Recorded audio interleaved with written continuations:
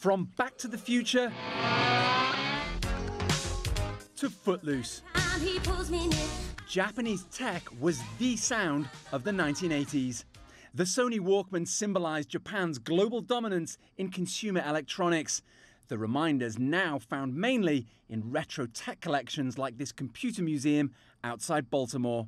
Sony Walkman hit the market. The original one here is going to use cassettes, and now people could take their music with them. And if the US had cutting-edge gaming consoles like Atari, Japan had the games.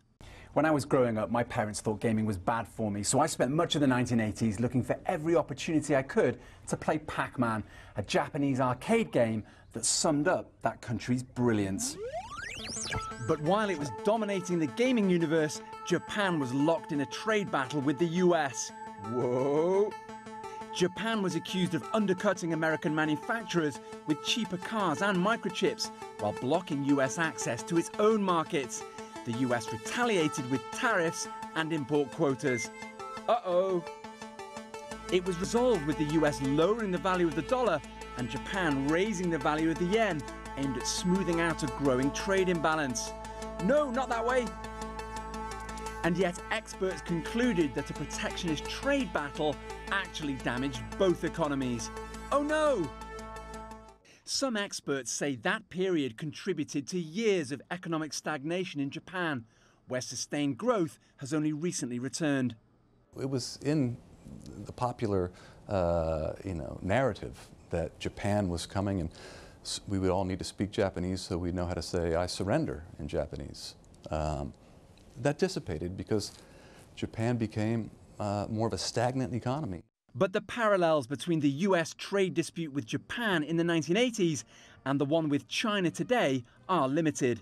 In those days, in the 80s, when we imposed duties on steel or voluntary export restraints on autos, you weren't hurting your own domestic interests. Now, today, 50% of the value of US imports are intermediate goods and capital equipment, raw materials, things, the purchases of US manufacturers so that they can compete in the global economy.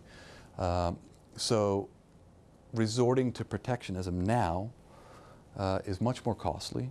As for Japan's world-class gadgets, they were eclipsed by the smartphone revolution and never recovered. The cell phones have replaced all kinds of gadgets that the Japanese used to make, and the Japanese just haven't been players in that market. But Japanese cars are world-renowned, and its gadget reputation lives on in movies like Transformers. It's probably Japanese. While Guardians of the Galaxy just wouldn't be the same without Star-Lord's Walkman mixtape. Hey. Owen Fairclough, CGTN, Maryland.